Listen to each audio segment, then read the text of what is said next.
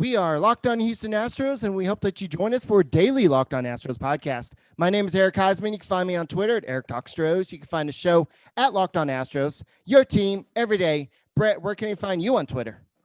They can find me at H-Town Wheelhouse on Twitter and at Stros411 on Twitter, Instagram, and Facebook. Always positive, always Stros. And we have a special guest today, Clay Hensley. He is a former reliever starter. He pitched for the Astros, or you signed with the Astros for 1 year, right? Right. Yeah, I signed with them. Was there for spring training, and then exited and went to Florida after that. Okay. So, Yep. So you were technically a former Astro, even though you didn't make an appearance, sort of, right? Yep. Technically speaking, yes, I was in Kissimmee, Florida. All right. So where can they find you on Twitter? At C Hensley 32. All right. So guys, we got a lot to talk about. The Astros were up 2-0 versus the A's. Nobody gave the Astros a fighting chance to win this series. And I know we still got one more victory to go, but the Astros have looked so dominant in the series. And it's amazing to see how they've gone from one of the two teams in history to have a losing record to make the playoffs. Now they're dominating in the playoffs. So this is something that's new. You can get Locked On the Astros podcast. You can get Locked On Astros on podcast and Apple, as well as Google Podcasts, Apple Podcasts, and Spotify. And when you get in your car, tell your smart device to play the podcast, Locked On Astros. So I guess before we talk about today's game, we got to talk about the big monkey in the room, and that's Zack Greinke. Zack Greinke, after the game, it was announced that Jose Urquidy would be starting tomorrow's game. And this was kind of shocking because everybody kind of thought that Zack Greinke would get that the start. But Dusty Baker said that he was experiencing some arm soreness. As a former pitcher, what do you think that they're referring to? What I'm hoping is, that it's not something that's severe, right? I mean, obviously tendonitis and stuff like that kind of creeps up on you. The interesting thing is that I guess most people would think in a shortened season that your arm would be fresh, but in reality, it does take some time to get going, especially from the starter's point of view. And, with Major League Baseball having to shorten the season this year due to the COVID-19 pandemic, it's got everybody moving outside of their norm, right? And everybody's having to make some adjustments. You're having to get ready and be in playoff shape, playoff atmosphere, with minimal starts in terms of how starters like to look at and view the season with the 162 regular game schedule. So, with Greinke to not go, knowing the guy and knowing, this is what he likes to do and where he usually shines. Even if he struggles during the season, he typically pitches well in the postseason. So, I would probably say something with the forearm, the shoulders and stuff like that. You can kind of push through a little bit depending on how bad it is. In 2007, I was able to pitch most of half the season. Or no, 2006, 2006, I was able to pitch most of the second half of the season with a tear in my shoulder, and then finally got to the point at the end of the year where I just couldn't take it anymore. So I think to get yanked or to not come into the start and be ready for it, I would probably say it's probably something that has to do with his elbow.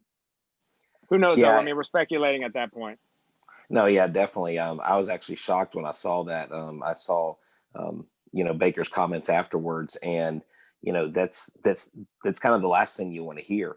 But honestly, with the way things have gone in Game 1 and 2, where Eric and I talked extensively about how the one thing that we felt Oakland really had an edge on the Astros going into this playoff series was their pitching, because their relievers and their starters, they've been getting the job done. They basically, the starter today, Manaea, had taken a perfect game last time against the Astros until like the 6th inning.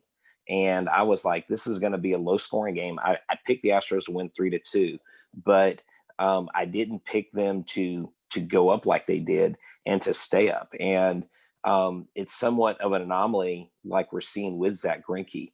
I think Urquidy slides in well because he's got confidence. He's got big game experience in the World Series and playoffs and stuff like that.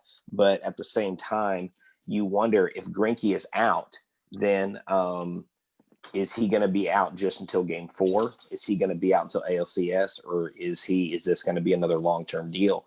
And is that a massive blow that the Astros can't withstand?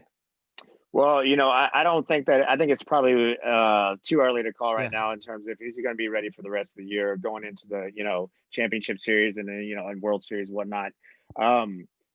He's going to be day to day, and whatever the case may be, the severity of it. They're going to be pretty mum about it. I don't think it's going to be something they're going to open their mouths about. I mean, I wouldn't be surprised that if it was a severe injury or if it was something that was pretty much season ending, I don't think we're going to hear about it. And I think the way we would hear about it would be in the form of some kind of, I guess, petition to the commissioner to see if they're able to replace injured players on the postseason roster. I don't think you're going to have anybody from the Astros. I don't think Dusty Baker's going to come out and say that he's done. You always want to kind of keep that question mark and somewhat of a little bit of an edge, at least from a mental chess game, so to speak, with the other team, that he could be available. Now, this could be anything. I mean, there's so many variables that go into, pulling yourself. I mean, he's also a very intelligent guy. He also wants to give his team the best opportunity to win. He could have slept on it wrong last night and knows that he's stiff and he's going to go out there, with half a tank. And that doesn't do the team any good, especially whenever, you're a game away from clinching the series on it. So it remains to be seen on how they're going to handle it. Look, Urquidy, he does have a big game experience. He pitched well in the postseason last year, had, as a rookie, did well. And then, coming into this series and this season in general, he's throwing the ball well. And the postseason is a unique beast because it's about who's hot. It doesn't matter. And I mean, I think even now with the expanded playoff bracket, so to speak, I mean, it looks somewhat like a March Madness up there. But, when you go to expand it to 16 teams, and there's a lot of ball clubs that in years past or the way the rules have been always been wrote wouldn't have gotten in. You're seeing them kind of like kick it in gear and do some things that nobody expected. And that's, look, we've been wanting to do something like this in baseball for a long time. There just really hasn't been an opportunity. I'm not saying that, this was like an opportunity for this particular situation where the season turned out. I think they did a great job with making the adjustment on the season and the way they did the postseason and the way they lined this up to engage the fans. Because I think with everybody, around the country dealing with the pandemic and wanting sports back in the game or back in their lives and able to sit at home and watch it, expanding the rosters, it's great because it gives those ball clubs that were maybe fringe clubs or clubs that wouldn't make the playoffs typically opportunities to go in and represent their city. And it's been, as a whole, it's been great to watch. It's been fun to watch. I don't know if they're going to continue with the expanded rosters going in next season, but I kind of like it because look at what we're dealing with in Houston right now with Greinke going down 5 games back to back. There's no off days. This is a completely different dynamic, and what it does is it allows the fans to see the entire roster. Now the adjustments have to, if you started seeing some of the trends the last couple of years in the playoffs, I mean, ball clubs are going in there winning World Series with using 6 pitchers. And I think now with no off day, back-to-back games, a must-win game tomorrow. It's interesting to see that Greinke is not feeling well enough to go out there tomorrow. I mean, this is what he plays for. And like you guys have seen him over the years. I mean, this is where he shines, even when he doesn't have his best stuff, on top of his, he maybe in the peak of his career, and obviously you're going to have a downhill slide. I mean, to do what he's done, maybe not having his best stuff, that's the kind of guy that you want out there on the mound in a game like this. But look, Urquidy understands that. He knows that. He knows what he's got to do. He's got some big shoes to fill. I kind of like the move because the unknowns to me is what is basically the word that I could probably sum up the playoffs for most of the teams. I mean, you look at all the ball clubs, obviously you see some of the guys like, New York, and they were going to come out swinging, with such a heavy lineup. But I think the underdog ball clubs, the teams that weren't expected to do much, those are the ones that seem to me to be turning the gears on, and Houston's one of those teams. I mean, everybody knows what they can do in the playoffs. I mean, they got a good ball club, but going back with everything they had to deal with the last couple of years, kind of, I guess, sort of quote unquote off the field distraction of having to play, I think was maybe a little bit, why they weren't playing to where they're capable of. I think we're seeing what Houston's capable of. I'm happy to see that too. And I think Dusty Baker was a great pick to make this come out. Yeah, we do know that Greinke went to see a doctor, and we do know that after the game today, after the taxi squad practice, Zach Greinke did go out there with Brent Strom to kind of throw some balls and just kind of see how he felt. Then, from what Chandler Rome said, and he was like stalking him, he just said, well, they're talking, they're leaning against the wall and talking, and they've been talking for about 10, 15 minutes. So is that a That's some good thing? insight. Well, He should have stuck his ear to the outfield wall to see if he heard anything, you know? no, exactly. Here's the thing. I mean, and I think the ultimate trust for Astros fans lies in the fact that we just think. I mean, Brent Strom needs it. I mean, if there's a pitching coach that ever deserved a statue, I think it's Brent Strom. I mean, what this guy has done with these rookie pitchers, what he's been able to do with Martin Maldonado and help him out. Martin Maldonado has been a key part in the pitcher's success. Urquidy actually pitched against Oakland on September 10th. He pitched 6 innings. He only gave up two earned runs. He had one strikeout, gave up 1 home run. He got the loss. It was his first loss on the season, but he didn't pitch horribly against them. And so the A's have seen him before, but he's got the right stuff. And I think tomorrow they go into the game, and Greinke not going isn't a big blow. I mean, he's an older player. He is your ace, but I think what set the tone in this series, guys, was Game 1 when Lance McCullers gave up 3 home runs, and the Astros overcame that. They haven't done that all season long. And I mean, when they were getting their butts kicked by the Rangers, when they were losing all those games at the end of the regular season, I mean, Eric claims that I said this, but I don't recall saying it. He said that I told him if they make it to the ALCS that I'd buy him a new computer, but I don't recall saying I did see that. Actually. You did say that. Yes. I did. Oh, on the air? Oh, Yes. whatever. Wait. I'm joking. I was like, wait. Well, set me up. No. I think Urquidy's a great pick. Like you said, he has seen the Astros. He has seen the A's. The A's have also seen him as well. But when there's not a tremendous amount of material, not a lot of content there, he did throw well. And I think that if you're sitting in the A's locker room right now, you have to go into tomorrow's game as if Cy Young's throwing. You got to be I don't think anybody over there is taking anything lightly because Greinke isn't pitching. Honestly, I would feel if I was in the other locker room a little more nervous with a guy like Urquidy on the mound. I think Greinke, like I said, there's so much on him. You have so much tendency on him. There again, he's not the Greinke that he was back in the day. He's still very, very highly effective, but not the same. And he's somebody that you can jump on, as we've seen a couple of times this season. Now, Urquidy, I think, is falling in that unknown category, which has kind of like been the theme of the playoffs for a lot of teams. I think that he's going to have I think he'll have a good game tomorrow. It's all about efficiency. I think Valdez set the tone even more so for the pitching staff, for the starters today.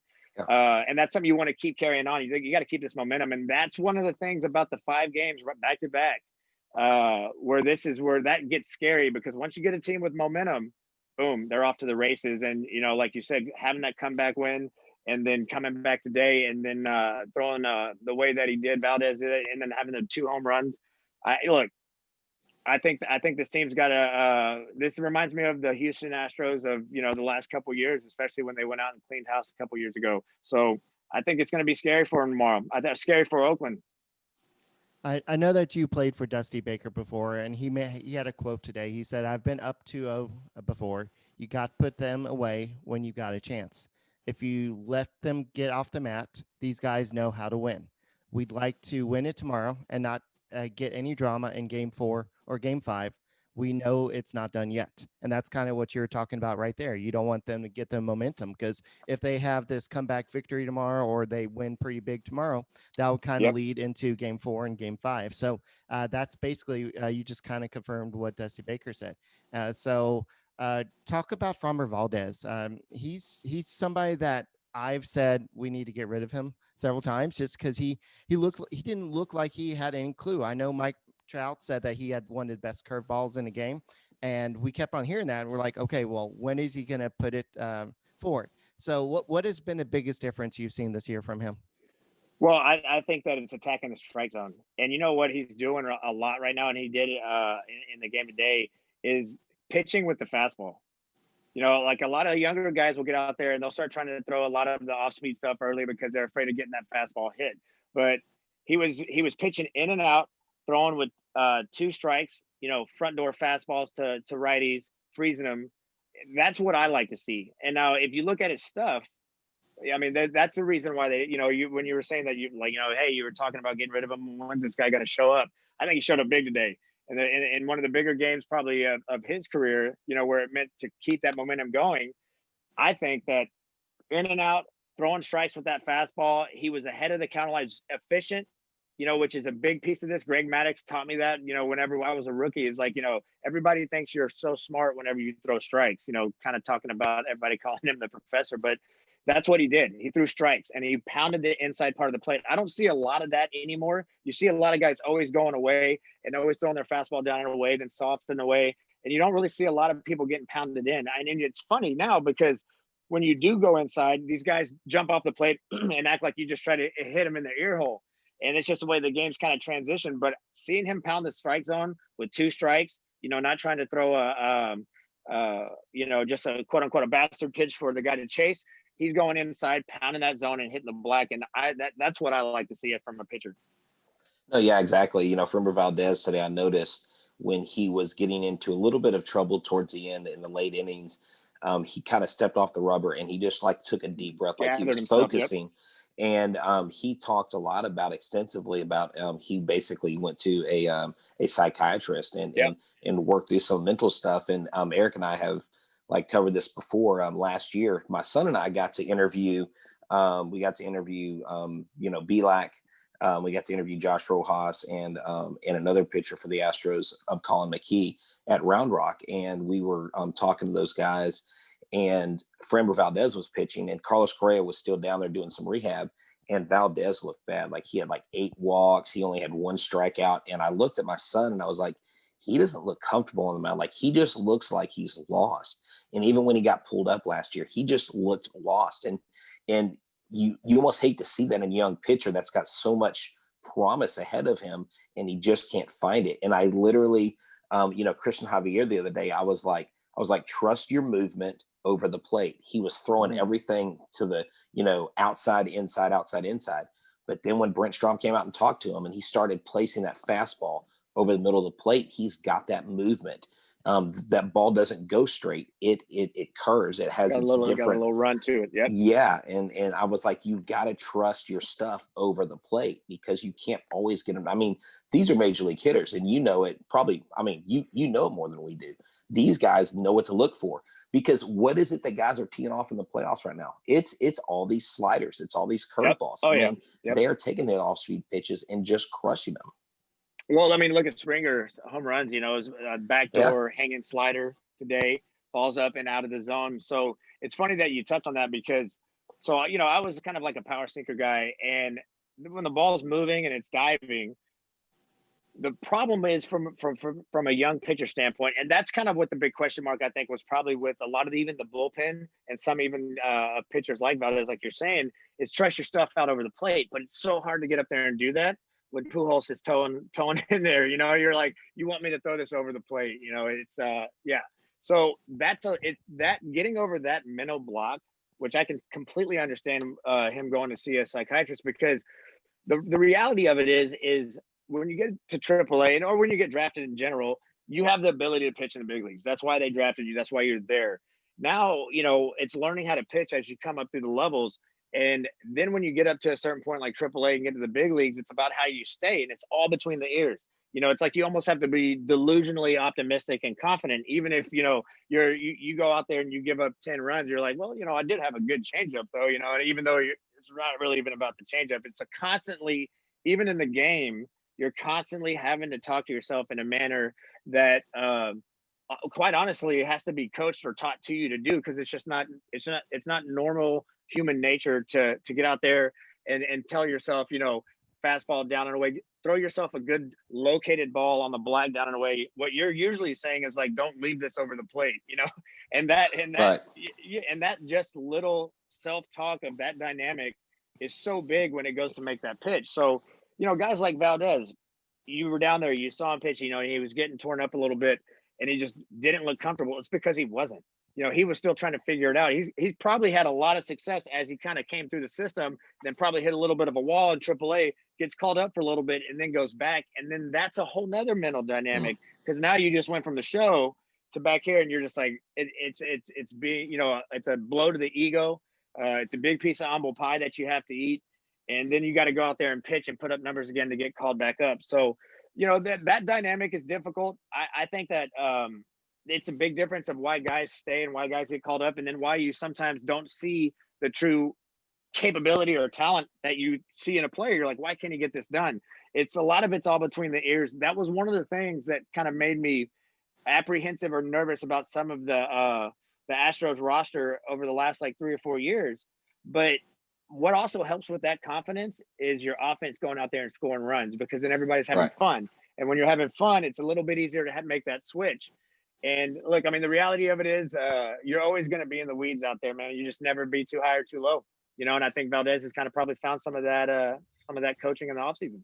Speaking of humble pie, if you are hungry before a game and you look in your fridge and you don't have anything, you don't have any in your cabinet, why don't you just call Postmates? Postmates can deliver anything to your house while you're watching the Astros win Game 3 of the ALDS to go on to the ALCS.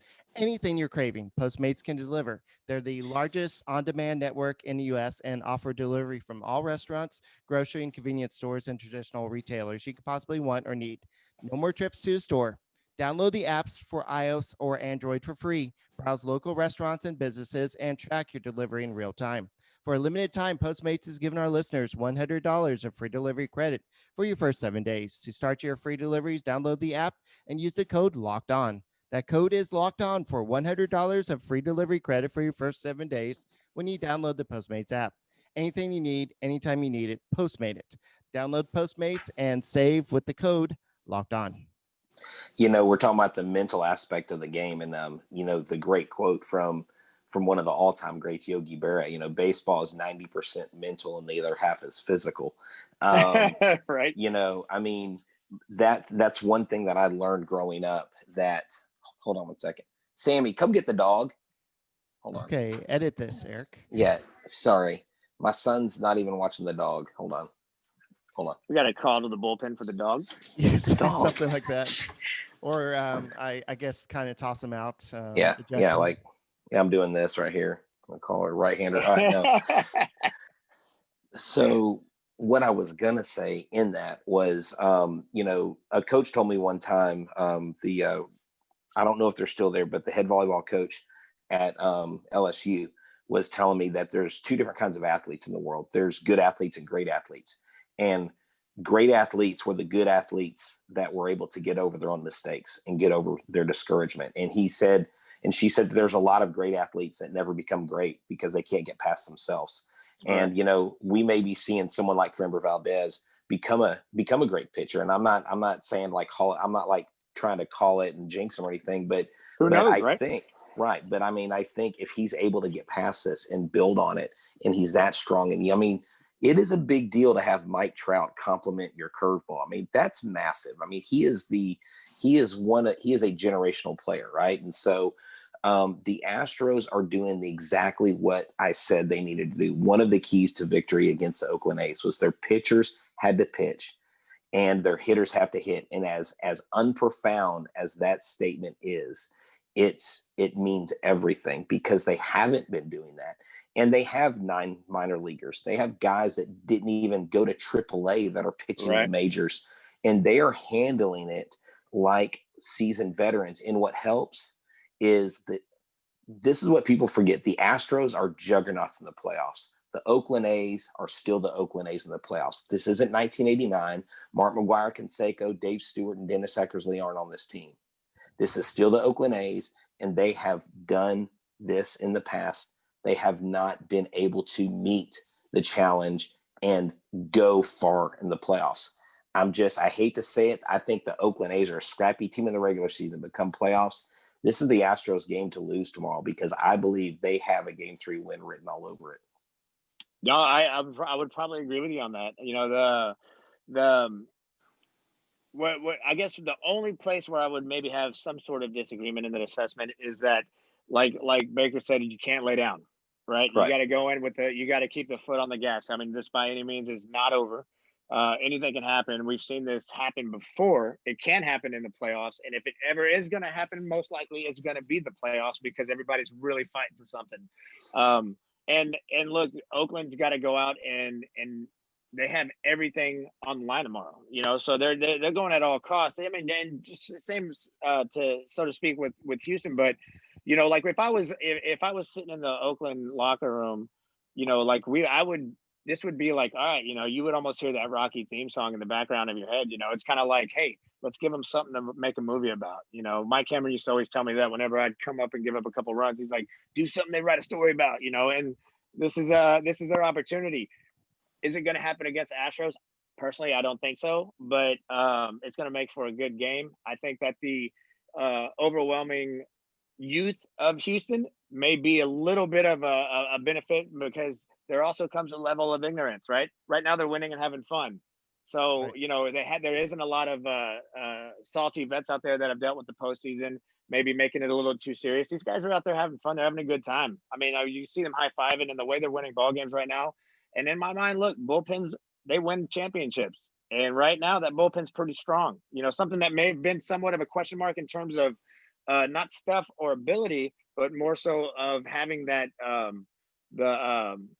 level of experience, especially in big game situations, right, where it's all on the line and you have a lot of these guys coming out of the back end of the pen that haven't had a tremendous amount of postseason experience. That was where there might have been a question mark. I think they've probably shut everybody up on that these last few games. So that kind of brings up something that you kind of mentioned earlier, the 5 games back-to-back, basically, no days off.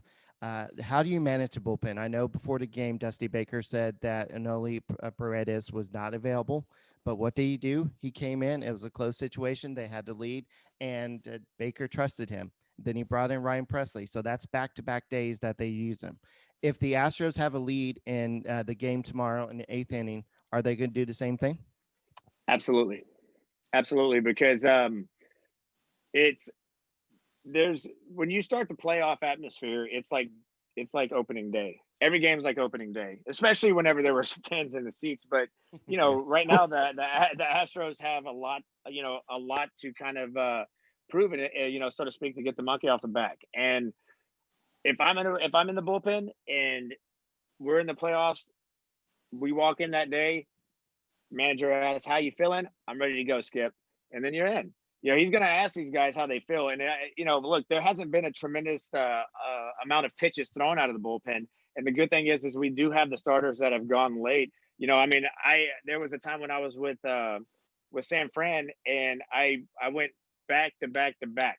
And then that 4th game we came in, we were playing, I believe it was New York at the time, and we're trying to get ready to clinch or try to get ready to make a push for the playoffs. And he goes, hey, you're down today, kid. Don't even worry about it. Don't even wear your spikes. Turns out we get into the 13th inning and we run out of every pitcher. And he's like, Hens, you got to go, man. And, we came in there, we pitched.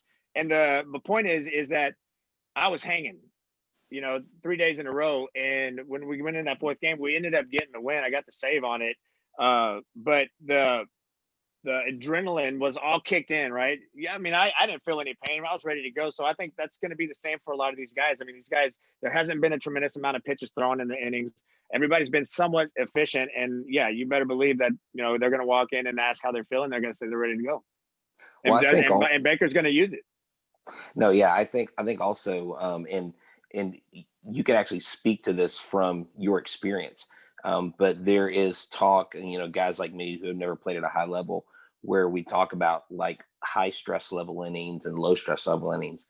I mean, the game before, when Presley came in and got his first save in game 1, or, when he pitched in game 1, it wasn't a save situation. He only threw 7 pitches. And so he came in again today. And, I know Anoli had thrown, I think, like 21 pitches. And I think Christian Javier had thrown 25 pitches. but it wasn't high stress innings. And so I think that's key too, for the Astros. And I really think the Astros' success going forward into the ALCS, that it's even more important for them to clinch tomorrow or today, if you're listening today on Wednesday, that you clinch it so that you have those extra days, so that you have days to recover, because you don't want to go to game 4, game 5, not just because of the drama. That's right. More pitchers you have to use, because the A's have used 12 relievers in the first 2 games, and they've used, of those 12, I think 4 of them were repeat, and they're throwing in high stressful innings. Now, today, make note of it, the Astros didn't get a hit after the 5th inning. So let's hope that trend doesn't continue. But high stress, low stress. Can you speak to that?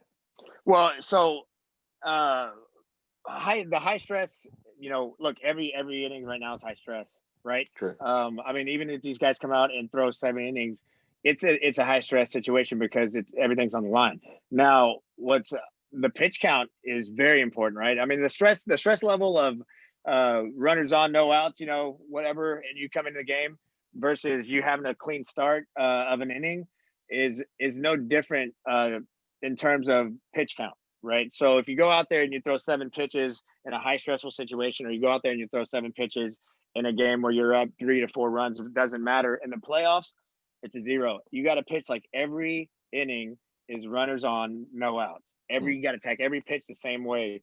And, that was one of the things, coming in, especially in a close situation, you come in to close the game, you pitch it like you're closing a game. You come in when it's a non-close situation, you're not going to want out there and just getting in work. It's like you have to go out there with the same intensity. So I think from a stress level in terms of high or low, depending on the inning or what the game is looking like, I don't think it's really different. I think that going out in a low stressful quote unquote situation and only throwing 7 pitches is perfect, right? Because you got your work in, you're ready to go the next day. I mean, honestly, if you have pitchers going out there throwing under 10 pitches, getting 3 outs, those guys will be ready for 4 days in a row. Yeah. One of the Astros' best players in franchise history so far in the postseason has been George Springer. He had another big game. I know you talked about that earlier, 2 homers today, but he did lose track of a fly ball off of Chris Davis's bat. And Mike Fiers, I know that a lot of Astros fans do not like Mike Fiers right about now. I don't know if your buddies. Why not? So, but him and Mike Minor were actually mocking George Springer, like they're doing the whole, well, I can't see it. And it's just a weird situation how that just explodes. But if we didn't have the whole Mike Fiers situation, I think nobody would probably notice. But since the spotlight is drawn to him, the reason why I bring this up is, do you think we'll see Mike Fiers in the series? I'll answer the first, or give you a thought on the first part, and then I'll give you the second part of the question. So to me, it's unprofessional, right? When I came up as a rookie, I had a very veteran ball club, right? And I mean, we had like Plesko, we had Hoffy, just salty guys. We had Woody Williams, Greg Maddux, David Wells. You couldn't act like that, and that's one of the things about the game that has changed. Even when, me retiring, I never thought I'd be that guy to be like, the game's changed, but it has, because there's been a little bit of loss of some of that professionalism, and there's been a lot of dig me stuff and a lot of back and forth. And maybe it's the social media aspect being so prevalent and everybody having so much engagement with the players directly. But I don't like that personally. I think that if you talk to a lot of older guys, and even older guys than myself, they wouldn't appreciate something like that. I mean, look, in reality, you lost it in the sun, and it's not like you haven't gone out there and given up a bunch of dingers in one inning, and you know what I mean. So it's like nobody's ever above the game, and I can't stand that kind of stuff, to be honest with you.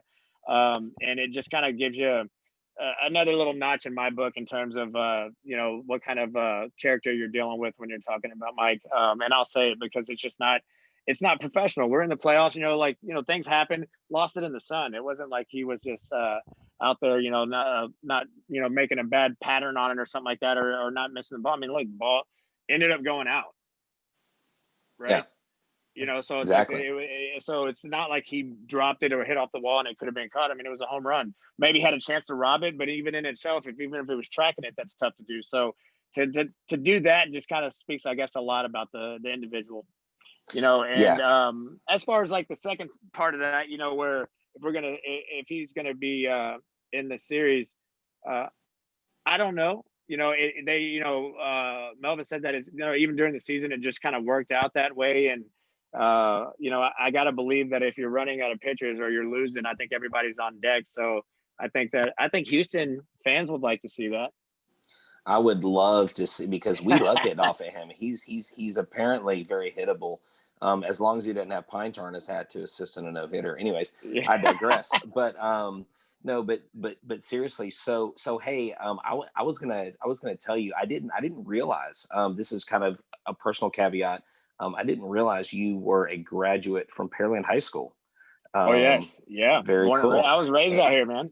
And that's cool. And I was going to ask you, do you ever recall a kid in the minor leagues from West Columbia, Jared Wells, a pitcher?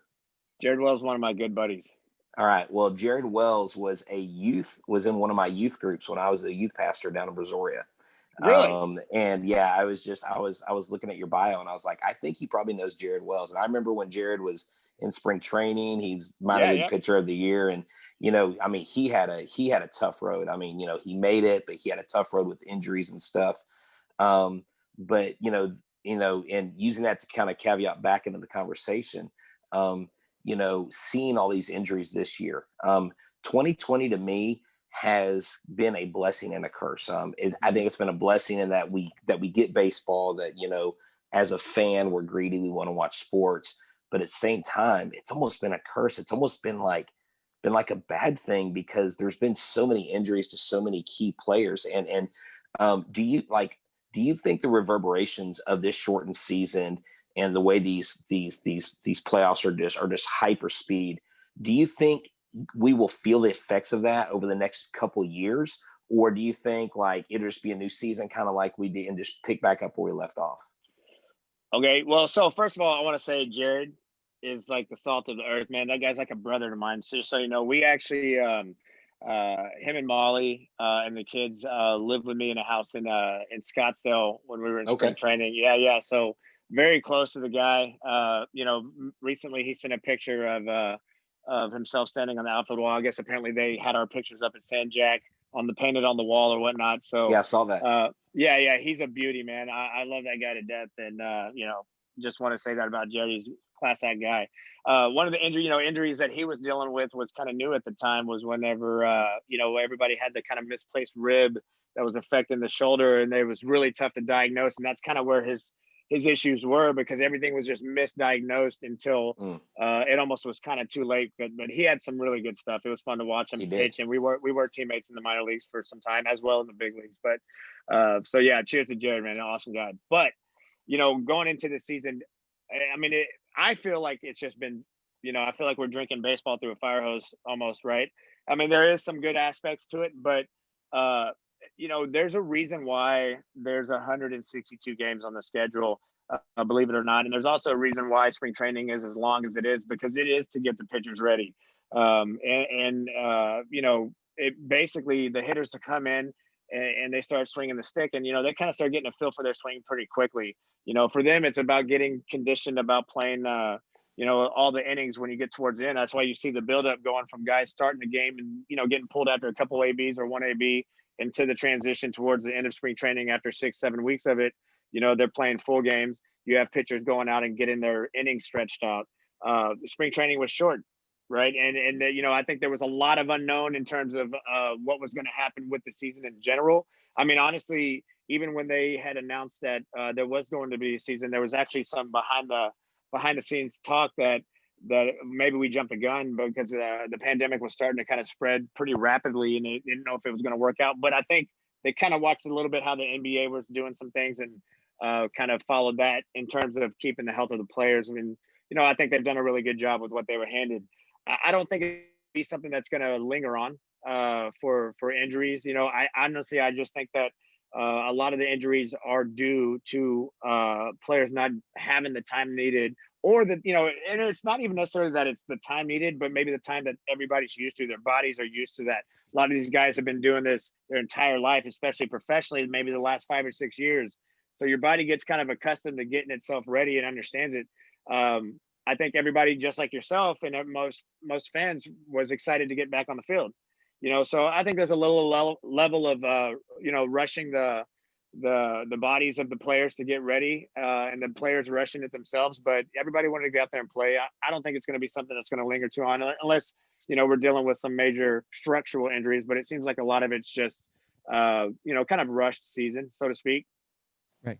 So, yeah, we're going to have to probably get you back on because we have tons of questions, but let's go and do our predictions. I do want to say that I've called the homers for the past 2 games. On the game 1, I said Carlos Correa would hit a homer, and he hit 2. And then I said in game 2, Springer would hit a homer. He hit 2.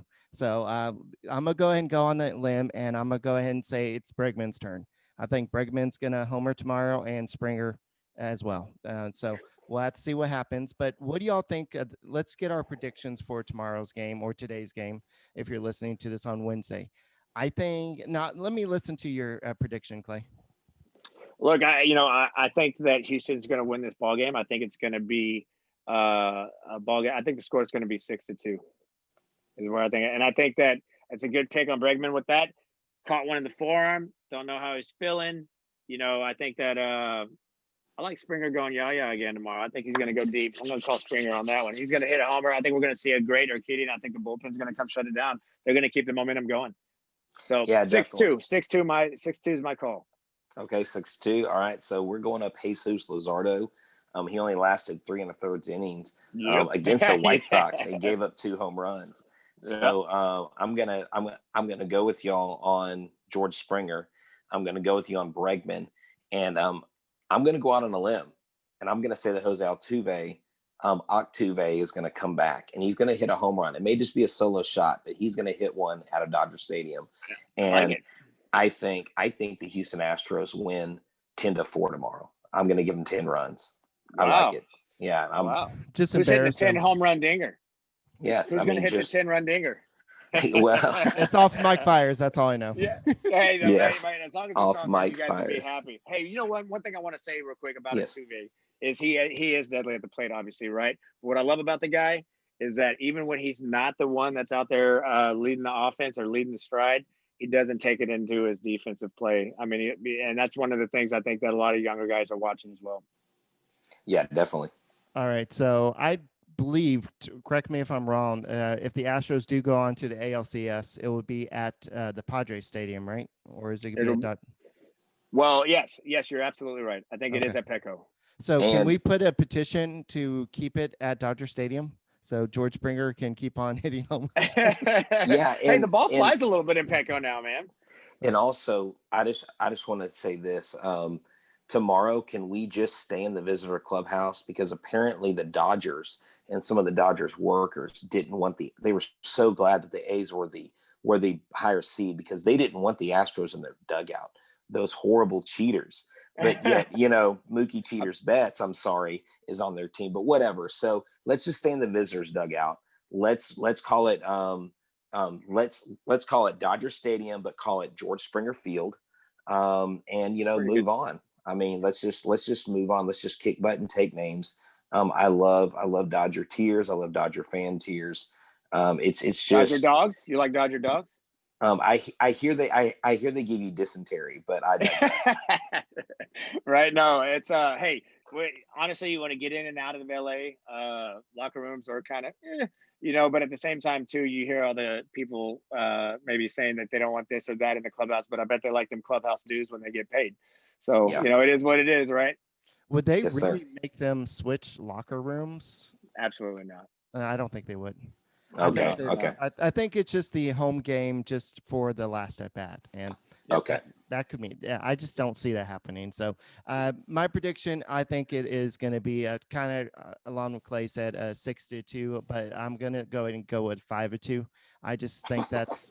I think I said that yesterday, so I'm eventually going to get it right. But I just think the Astros have what it takes, and I think that them winning the series against the Twins, I think that really got them pumped up, and they feel confident against, like you said earlier, Clay. So thanks for coming on. This was great. And we'll hope to get you back on whenever you want to. And hopefully it's talking about Astros victory tomorrow, and we going on to face the Yankees or the Rays. The Rays are up right now, and so they could be tying that series. So they're up. Yeah, they're up 7-4. It'll be the Astros' 4th straight ALCS if they make it. Yep, it'll be nice. And look, I'm going to be on the West Coast at the end of the week, so maybe have to go and we'll do a little live shot or something from San Diego once Houston gets there. Yes. All righty. So, guys, you've been listening to the Locked On Astros podcast. Make sure you go check out my friend Sully over to Locked On MLB podcast, and we'll be back tomorrow and talking about the latest game. Thank you, and we'll talk to you later.